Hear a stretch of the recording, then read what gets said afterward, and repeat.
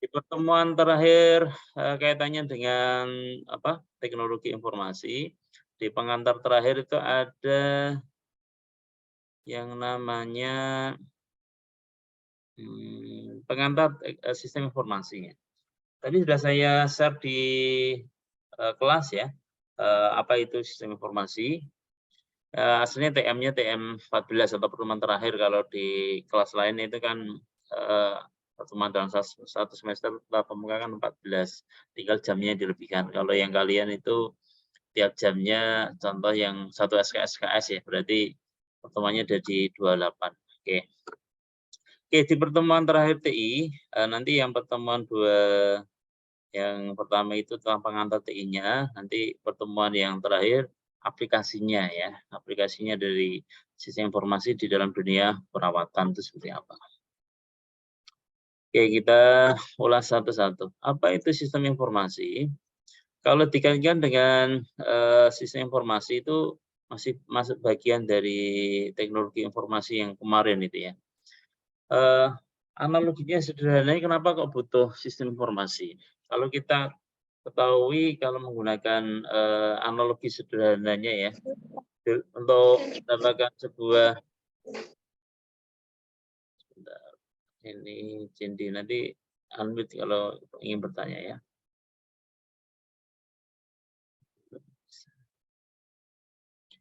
Dulu untuk mendapatkan sebuah informasi untuk mengenai data kesehatan pasien misalnya, kita perlu membuka banyak sekali catatan dokumen yang kita harus bukanya satu persatu ya, untuk mencari informasi yang dibutuhkan. Sekarang dengan kemajuan teknologi yang ada, maka hanya dengan sekali klik saja, mungkin dengan di data pasien itu apa?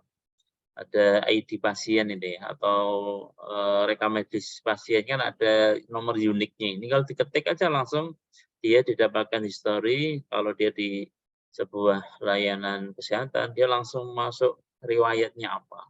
Pertama kali datang, keluhannya apa, tindakannya apa, obatnya yang dikasihkan oleh resep dokter apa, itu semua akan tercatat dan bisa diakses.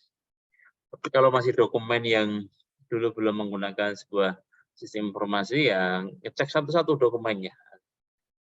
Oke, membutuhkan waktu yang lama. Oke, kemudian definisi dari konsep sistem informasi itu apa? Kalau kita menilai dari pendapatnya Robert Sandlitz dan Roscoe Davis ya, suatu sistem di dalam suatu organisasi ya. Kenapa disebut sebenarnya? Karena biasanya sebuah sistem informasi itu melekat ke sebuah apa ya? Ya kayak lembaga ya, kayak contoh apa, kalau di kampus itu ada sistem informasi akademik, nanti kalau di rumah sakit ada sistem informasi SIM-RS gitu ya. Mempertemukan kebutuhan pengelolaan transaksi harian ya, kemudian mendukung operasi bersifat manajerial ya. Pasti hasil-hasil yang ada dalam sebuah sistem informasi itu bisa dimanfaatkan oleh pihak manajemen untuk memanage ya apa tadi yang di dalam organisasi atau perusahaan tersebut. Kemudian kegiatan strategi dari suatu organisasi dan menyediakan pihak luar tertentu dengan laporan-laporan yang diperlukan. Satu sistem nanti ada yang bagian yang mungkin kalau di kampus itu ada bagian yang kaitannya dengan input data, mungkin di bagian keuangan, bagian BAK. Ya. Kalian sebagai pemakainya mungkin kita manfaatkan dalam pembelajaran, dosen juga sama. Kemudian bagi orang tua lihat laporannya, oh biasanya apakah dalam pembelajarannya ikut atau tidak, atau kemudian nilai apa KS-nya itu bisa dilihat, ini bagian eksternalnya seperti itu. Kemudian komponen sistem informasi, kalau menurut pembagian sistem informasi, menurut John Bruce dan Gary Krusnitsky ya, bahwa sebuah sistem informasi itu ibaratnya sebuah bangunan ya, bangunan atau building block ya, yang terdiri dari 6 blok ya. Satu ada bagian, ini hampir sama kayak komponen kemarin ya TI ini, mana nanti ada berbeda. Satu ada blok masukan, blok inputan. Kalau di TI kemarin kan mengeranah ke PC ya, personal komputer. Blok masukan input blok ini kaitannya dengan sebuah, nanti apa penjelasannya saya terangkan. Kemudian ada blok model blok, kemudian ada blok keluaran, ada blok teknologi, blok basis data. Ini yang menjadi komponen paling, ya yang lain juga penting, tetapi yang paling penting itu basis data. Karena semua sebelum jadi informasi itu semua tersimpan dalam sebuah basis data, baru nanti disajikan dalam sebuah informasi. Kemudian yang keenam terakhir ada blok kendali, control block. Yang pertama ada blok masukan. Apa itu maksudnya blok masukan? Di dalam sebuah sistem informasi, blok masukan itu mewakili data yang masuk ke dalam sistem informasi. Input di sini termasuk metode-metode dan media yang untuk menangkap data yang akan dimasukkan, yang dapat berupa dokumen data. Contoh kalau sebelum menggunakan sistem itu menggunakan formulir ya, penginputan dalam pengisi formulir kertas itu menjadi sebuah blok masukan yang dimasukkan ke dalam sebuah sistem.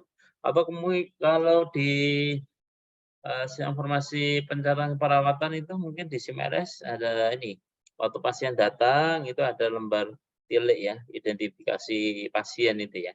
Jadi ada pendaftaran mulai dari nama, rekam medisnya, kemudian keluhannya apa, keluhan utama, kemudian dicek secara fisik yang kemarin ada komponennya apa A, B, C ya, sampai dengan fisiknya. Oke, nanti di penerapan kita coba simulasi. Kemudian ada blok model. Blok model ini terdiri dari kombinasi prosedur ya. Prosedur itu langkah-langkah ya. Logika dan model matematik yang akan memanipulasi data input ya, tadi contoh nanti formulir tadi mau diolah menjadi apa gitu ya. Dan data yang tersimpan di dalam di basis data. Jadi data inputan tadi diinput oleh user ya. Berarti model tersebut nanti akan disimpan dalam sebuah basis data ya. Jadi kombinasi prosedur, logika dan model matematik. Contoh apa ya? Kalau model matematik itu kalau di sistem informasi mungkin kaitannya dengan pencatatan elektromedik rumah sakit itu. Jadi biasanya ada kombinasi data ini ya. Untuk menentukan lamanya alat itu dilakukan prosedur pemeliharaan itu ada rumusnya ya. Nah, itu bisa dimasukkan ke model matematik. Oh, kalau sekian alat itu memiliki tingkat resiko atau intensitas pemakaian yang tinggi, itu nanti nilai poin untuk dilakukan pemeliharaan itu akan semakin cepat gitu ya. Ada rumusnya. Itu maksudnya blok matematik ya. Kemudian ada kalau di perawatan mungkin aplikasinya apa ya matematik itu. Nah, mungkin kalian lebih paham ya. Oke. Oke, blok keluaran itu sampel saja. Blok keluaran yaitu produk dari sistem informasi ya.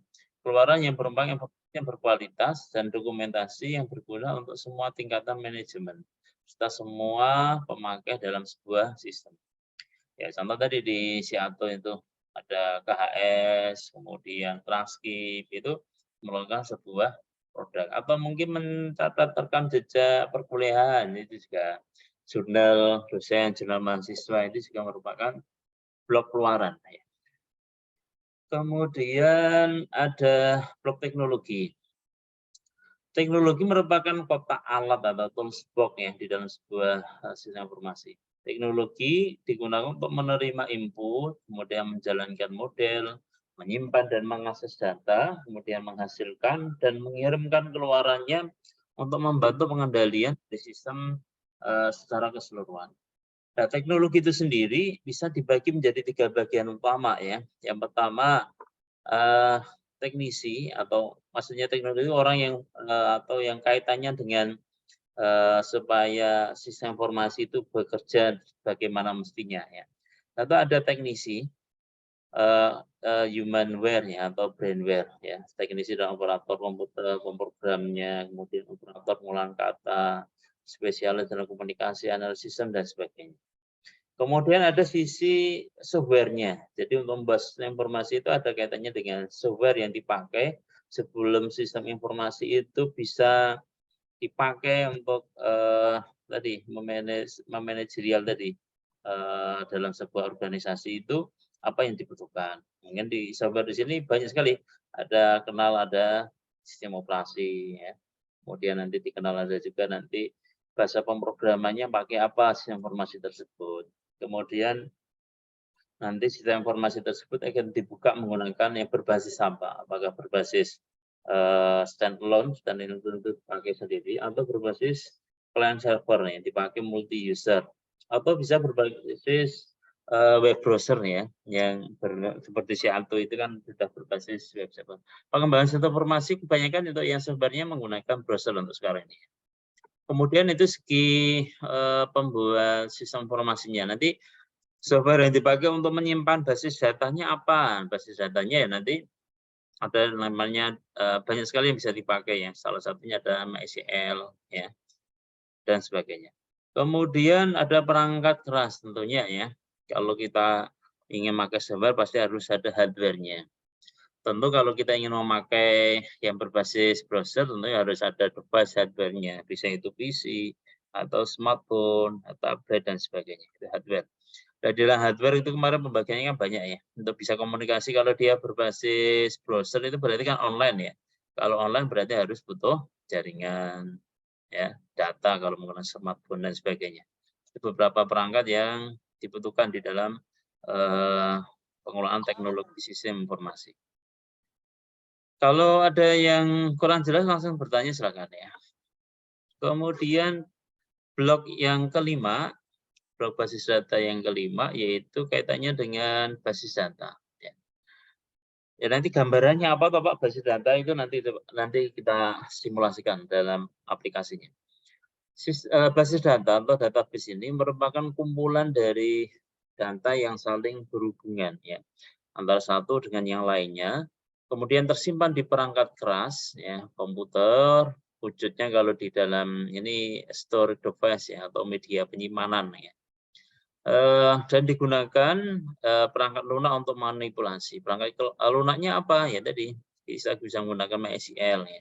Nanti digabung menggunakan untuk membuat user interface-nya menggunakan bahasa pemrograman yang berbasis browser ya atau berbasis web ya. Kemudian data perlu disimpan di dalam sebuah basis data untuk keperluan penyediaan informasi lebih lanjut. Jadi sebelum kalian bisa memanfaatkan pembelajaran kuliah ini kan harus diinputkan dulu itu mata kuliah. Mata kuliah harus ditawarkan oleh program studi yang nantinya akan menjadi kalian waktu KRS-an kalian ambil. Gitu ya. Setelah kalian ambil, baru dari pihak apa? Kalau di sini PAK itu memplotkan mata kuliah ini yang ngajar siapa. Baru dibuka kelasnya, kalian mengikuti kelas sesuai KRS yang kalian ambil. Gitu ya. Itu semua tersimpan di dalam sebuah basis data. Ya. Kemudian data di dalam basis data perlu diorganisasikan sedemikian rupa. Itu tugasnya tadi programmer tadi ya, supaya informasi yang dihasilkan berkualitas. Kesalahan dalam membuat desain ini ya menjadi fatal ya. Datanya mungkin nanti tidak konsisten. Mungkin ada data yang tidak data yang berulang gitu ya. Itu menjadi tanggung jawab programmer. Kemudian organisasi basis data yang baik juga berguna untuk efisiensi kapasitas penyimpanan. Ini kaitannya dengan material basis data ya. Jadi supaya data itu menghindari tidak efisien, tadi data yang berulang itu diminimalisir ya, diminimalisir supaya kapasitas penyimpanannya itu tidak over. Karena walaupun lebih ringkas dengan ini ya, kalau dibandingkan dengan sistem yang menggunakan formulir biasa manual ini ya. Bayangkan mungkin dalam sebuah karya itu kalau belum ada menggunakan SIM RS, bisa berapa ruang dipakai hanya untuk menyimpan dokumen saja. Ya. Tapi dengan menggunakan sistem informasi lebih ringkas. Tapi data itu kan makin tahun makin banyak ya. Walaupun tetap walaupun lebih efisien menggunakan sistem informasi, cuma dengan bertambahnya data itu maka penyimpanan akan semakin butuh media yang lebih besar ya.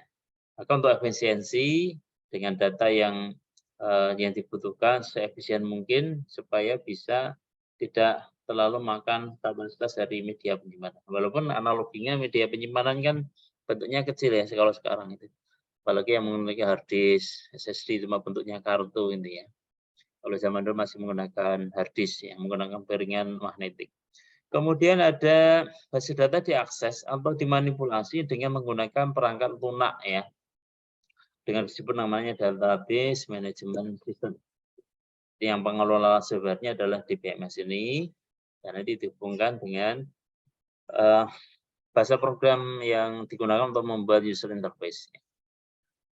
Kemudian yang terakhir yaitu blok kendali ya. Di dalam sebuah sistem informasi banyak hal yang dapat merusak informasi ya, seperti misalnya bencana alam, kebakaran ya, temperatur ini biasanya kalau komputer sangat sensitif dengan debu ya, debu temperatur yang kalau berdebu kotor itu komputernya akan overheat ya, nanti bisa cepat rusak. Kemudian kecurangan-kecurangan itu maksudnya adalah ini apa? Kan ada mungkin di hack ya, sering mungkin dengar beberapa berita terakhir ya, Burja ya, yang menghack data-data informasi yang miliknya pemerintah, kayak gitu Pertamina, kemudian kemarin apa yang untuk kesehatan itu, Peduli Lindungi ya, atau e-hex ya kemarin. Kemudian itu karena sangat rawan kalau kita gunakan sistem informasi, harus ada istilahnya blok kendali yang mengendalikan selalu melihat celah-celah yang bisa memungkinkan untuk dimasuki orang-orang yang tidak berkepentingan.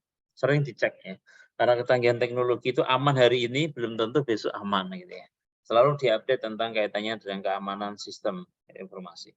Kemudian kegagalan-kegagalan sistem itu sendiri ya sangat memungkinkan kalau alur dari model blok tadi itu ada contoh di dalam bahasa pemrograman ada namanya penanganan kondisi. Kalau kondisinya ada yang penanganan errornya belum maksimal ya nanti masih ada kegagalan dari sistem. Mungkin kemarin ada beberapa yang di Sianto ada masalah itu karena ini kegagalan sistem. Ya. Mungkin masih ada perbaikan bugs tentang coding yang dibuat oleh programmernya. Kemudian ada kesalahan-kesalahan ya dari coding tadi itu sendiri, kayak ketidakefisienan, kemudian sabotase, ini hampir sama kecurangan tadi, dan lain sebagainya. Sedemikian biasanya sistem informasi sudah dibuat sedemikian rupa untuk tidak semua user bisa mengakses terhadap basis data yang vital. Gitu ya.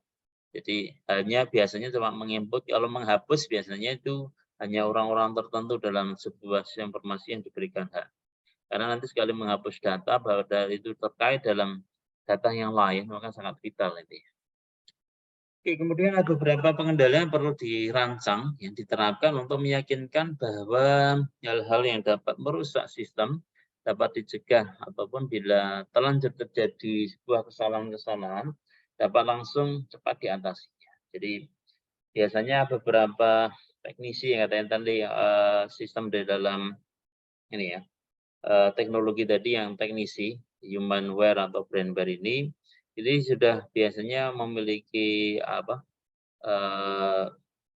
kegiatan rutin ya dalam pengelolaan sistem basis sistem informasi ini. Dia akan sering ada periodik pembackupan data, kemudian ada sering maintenance yang dibuat mirroring gitu ya. Data yang aslinya yang tertampil itu kalau ada pembobolan data itu hanya sisi luarnya, sedangkan sistemnya masih aman. Ini juga ada dibuat beberapa cara-cara keamanan untuk melindungi dari sistem informasi yang dibuat. Oke, kemudian apa itu tentunya dalam sebuah teknologi ya, itu memiliki sisi positif dan sisi negatif ya. Kayak dulu zamannya waktu keluar internet yang pertama kali itu banyak juga kalangan masyarakat yang tidak aware terhadap teknologi tersebut. Tapi lama-kelamaan ke sini teknologi itu hasilnya tidak bisa dibantah ya. Dengan perkembangan waktu itu harus diikuti. Tapi bagaimana kita memanfaatkan dengan benar ya. Sama dengan sistem informasi. Dengan beberapa kekurangan di antara yang tadi bertambahnya angka karena kita menggunakan sistem informasi kan sudah otomatis ya. Maksudnya Kalau zaman dulu di apa, ya kayak di rumah sakit kalau masih belum, melakukan, memakai sistem informasi ya, nanti harus dari awal mungkin menerima ini antrian pasien itu tiketnya itu harus dibagi manual. Kemudian pendaftaran loketnya itu satu-satu. Tapi dengan menggunakan sistem informasi kan semua terpangkas, ada beberapa, bagian dari yang sebuah alur dalam sebuah organisasi, itu bisa digantikan oleh sebuah sistem. Maka akan bertambahlah angka pengangguran. Tapi dengan sistem ini mungkin juga akan menambah juga ya, mesti dari sisi lain ya. Mungkin ada satu bagian yang, dia, sudah tidak bisa diisi oleh orang, tapi bagian lain masih bisa diisi ya. Kayak pengembangan sistem maintenance itu membuka lowongan baru, tapi menutup lowongan yang mungkin manual tadi yang, apa, alur dari sebuah sistem, yang belum menggunakan sistem informasi. Kemudian keamanan data yang rentan ini ya, kita akui bahwa Indonesia itu untuk mengamankan sistem yang dibuat itu masih masih sangat minim ya.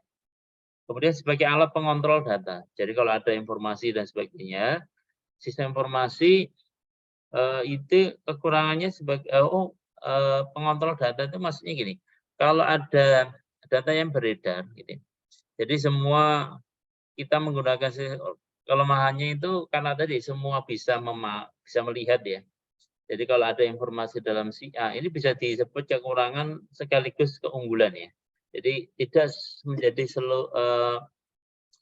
dengan pengolahan informasi yang diberikan oleh si A, kalau kita menggunakan sebuah sistem informasi, kita bisa melihat dalam sistemnya, oh ternyata nilainya ada dari itu. Jadi sebagai alat pengontrol, pengontrol data. Jadi bisa sisi negatifnya, kita bisa anggap juga sebagai sisi positifnya. Artinya tidak ada manipulasi data ya. Kalau dulu zaman manual kan kita tidak bisa melihat, ini ya dalam sistem itu ya ngertinya yang orang yang datanya dari si A itu valid ya kita tidak memiliki, data pembanding. Tapi kalau menggunakan sebuah sistem informasi semua bisa dikontrol gitu. Mungkin istilah budgeting di pemerintahan nanti ya. Itu bisa lihat kalau dilihat dari transparansinya mungkin nilai positifnya ya. Tapi kalau dilihat dari apa istilahnya, sisi negatifnya, ya mungkin sisi negatif dari mana dulu ya, bisa dilihat. Pengontrol data transparansinya lebih ke arah positif. Yang dominan kekurangan yang 1 dan 2 ya, ini 3 itu abu-abu. Oke, kelebihan dari banyak kelebihan yang dimiliki oleh kalau kita menggunakan sebuah sistem informasi ya. Yang pertama sebagai sarana pengambilan keputusan.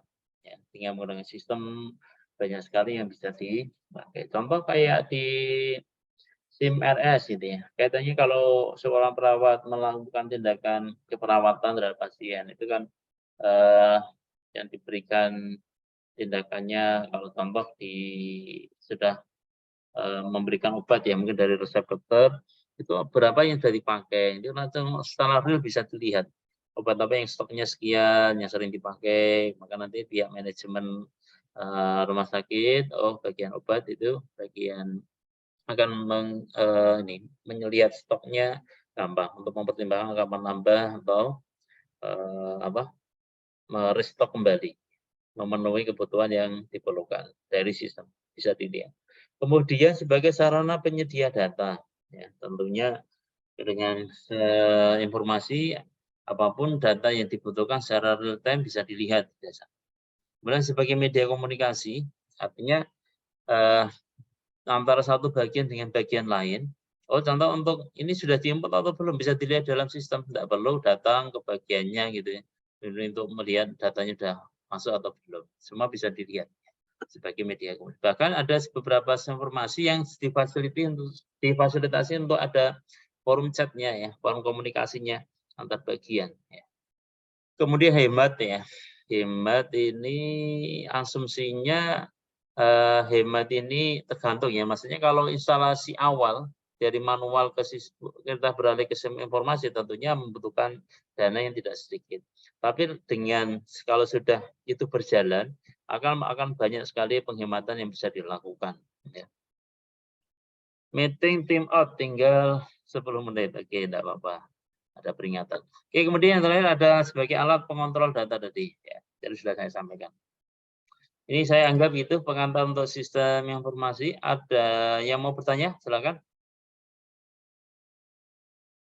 Adakah yang mau bertanya? Kalau enggak, sambil nanti saya aplikasinya ya. Aplikasinya bagaimana Pak dari sistem informasi? Walaupun sudah kalian pakai ya untuk satu contohnya. Nanti aplikasinya dalam keperawatannya ya. Ini mungkin diajarkan di teman-teman S1 perawat ya. Karena kebanyakan yang SIM RS atau sistem informasi manajemen keperawatan itu tidak bisa dijual bebas untuk saat ini ya, masih berbayar semua. Maka untuk melakukan pembelajaran kita buat simulasi sistemnya ya. Kita membuat simulasi sistem ini diajarkan di teman-teman S1 ini. Gimana membuat sistem informasi keperawatan dasar, lebih simpel ya. Oke, maksudnya basis data apa Pak tadi? Jadi kalau kita menggunakan kita ingin mendesain sebuah informasi, basis data wajib ya. Salah satu yang dipakai itu ada namanya MySQL. Ini contohnya seperti yang di layar ini, namanya PHP MyAdmin. Itu adalah program MySQL. Ya, database-nya bagaimana? Ya, contohnya kalau sistem informasi keperawatan ini, kita memiliki database yang namanya SIKEP, sistem informasi keperawatan ya. Datanya terdiri dari tabel-tabel ya, seperti ini, agama dan sebagainya. Kalau dilihat di dalam ini seperti ini. Di dalam database itu terdiri dari tabel-tabel. Setiap tabel itu mewakili sebuah entitas di dalam sebuah sistem namanya ya. Entitas itu apa? Entitas itu adalah orang yang langsung berinteraksi ke sistem, bisa berupa user, bisa berupa model ya. Nah, contoh di sini ada masalah keperawatan, ada gejala keperawatan, kemudian ada SLKI, ada SIKI, kemudian ada penanggung pasien, ada user. User ini yang masuk ke dalam sistem informasi, nanti ada perawat, mungkin pihak manajemen dan sebagainya ya.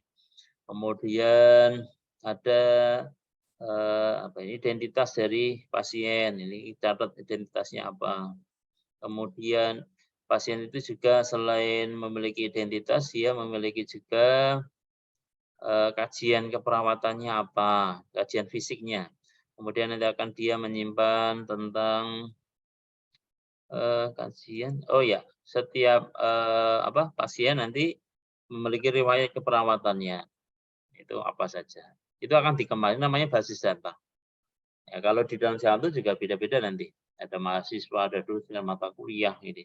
Kemudian yang ada riwayat pembayaran, nanti transaksi antar mata kuliah dengan dosen, nanti akan menimbulkan nilai dan sebagainya. Gitu ya. Namanya basis data. Kemudian ada contoh aplikasinya bagaimana? Nah, contoh sebuah sistem biasanya untuk memberikan tadi kendali tadi ya. Tidak semua user yang blok kendali itu tidak semua user itu dibolehkan masuk dalam sistem. Biasanya sudah dibuat per user ya, per usernya sudah dibuat.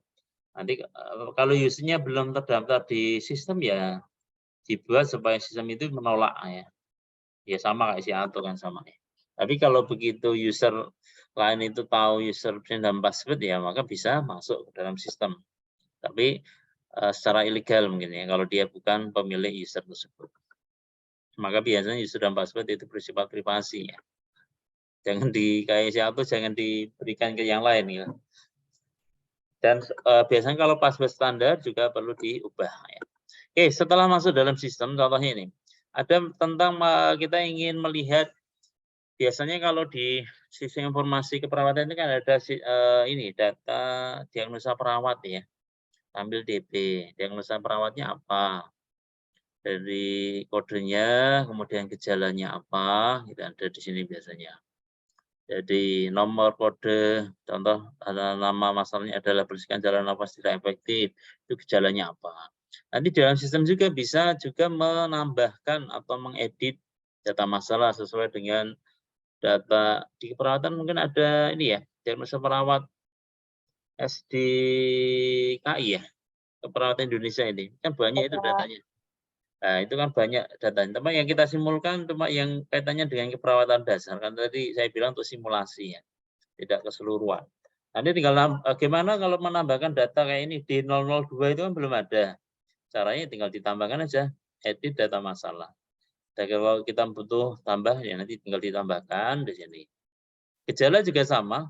Kalau sama kita ingin menambahkan gejala, tinggal edit gejalanya apa. Contoh di D001 itu ternyata kurang gitu ya. Ternyata kurang. Tinggal kita pilih aja D001. Ini kan sudah ada 4 gejala. Kalau kita tambahi gejala perawatannya apa? Tinggal dimasukkan di sini. Klik simpan ya. Simpannya di input. Kemudian bagaimana cara merekam pasien masuk gitu ya.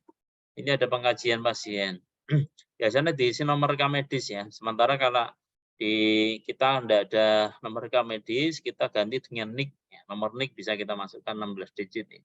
Atau contoh simulasinya kita masukkan 10000 gitu ya. 1. Kemudian di input. Kalau dia masih belum pernah ada belum pernah periksa gitu, dia muncul ini nomor riwayat medisnya langsung nambahkan 1. Berarti dia pemeriksa di layanan kesehatan ini pertama kali gitu ya. Kemudian dia kelas berapa nanti diisi, diagnosa masuknya dari dokter apa, kemudian ada identitas, umur dan sebagainya diisi sesuai dengan ketentuan. Kemudian jenis kelamin, pilih antara laki dan perempuan, tidak ada separuh di antara laki-laki dan perempuan ya. Kemudian agama yang diakui di Indonesia, kemudian suku, bangsa, pendidikan, dan sebagainya. Ada beberapa yang harus milih. Milihnya dari mana? Contoh ini, keluhan sakit dan kesehatan di poin B, keluhan utama itu milih gejala di antara pilihan. Ini ada dari, kan ada ketentuannya itu. Ini menurut Gordon Function Health ya. Itu untuk yang keluhan utama itu diambil dari kalau berkaitannya dengan keperawatan dasar itu dari masalah keperawatan nomor sekian sekian sekian gitu ya. Ya nanti gejalanya kita tampilkan di sini. Jadi milih gejala dari yang telah ada. Tapi dari saya lupa ini di berapa nih yang punya di sini. Ya. Nanti kalau bisa enggak milih dari lebih dari 1 gejala boleh. Caranya menggunakan klik. Kemudian kalau yang jenis kelamin, yang masalah utama itu 1 ya. Tapi kalau yang lain, ya contoh ini, pola makan itu gejalanya boleh lebih dari 1. Kemudian yang lain juga sama. Ini ngambil dari gejala yang ada di DP sekian-sekian. Jadi ada rumusnya ini. Tadi yang saya bicara metode blok aritmatik tadi ya, inputan tadi bisa masuk ke sini. Oh, bahwa yang minum itu gejalanya dari hanya gejala dari diagnosa perawatan nomor sekian sekian sekian. Nanti tinggal milih di drop down sini. Oke, kalau sudah nanti dilakukan penyimpanan. Ini datanya banyak, lakukan simpanan. Tinggal 2 menit lagi supaya tidak. Ya, kalau sudah disimpan, contohnya ini yang sudah dimasukkan ini. Ya, ini contoh nih. Contoh ini dia riwayat nomor pertama. Ya, dia yang telah dilakukan diagnosanya, ada keluhan utama diare, keluhan tambahnya sekian sekian sekian gitu ya. Kemudian nanti yang sebelum ini dari sekian-sekian masalah tambahan itu mau dilakukan tindakan perawatannya yang mana gitu ya. Kan harus dipilih itu. Ada 3 atau 2 ya. Mungkin kalian sudah mendapatkan ini ya. Keperawatan dasar sudah ya? Ya Sudah, Pak. Jadi dipilih 1 di antara sekian, klik diagnosa. Nanti akan muncul diagnosanya, baru kita lakukan namanya implementasi keperawatan. Nah, dari yang dipilih, tadi nomor sekian, tadi yang dipilih ada 3 tindakan, ini mau dilakukan apa? Kriteria hasilnya apa, luarannya apa, kemudian dilakukan di sini. Kalau hasilnya masih kosong akan dilakukan ya. Kalau sudah kayak ini, porsi makanan yang dihabiskan hasilnya sudah sampai 5. Kalau 5 ya berarti sudah ini. Utama manajemen nutrisi, ini rencananya, kemudian pendukungnya, konseling nutrisi, pendukung dan pemantauan nutrisi dan sebagainya. Kalau sudah berhasil bagaimana itu dilakukan, sudah ada hasilnya gitu ya. Tinggal kita evaluasi data keperawatan. Ya, evaluasinya seperti apa. Oh, kaitannya dengan keluhan utama diare. Kontrol keluaran fasesnya masih 0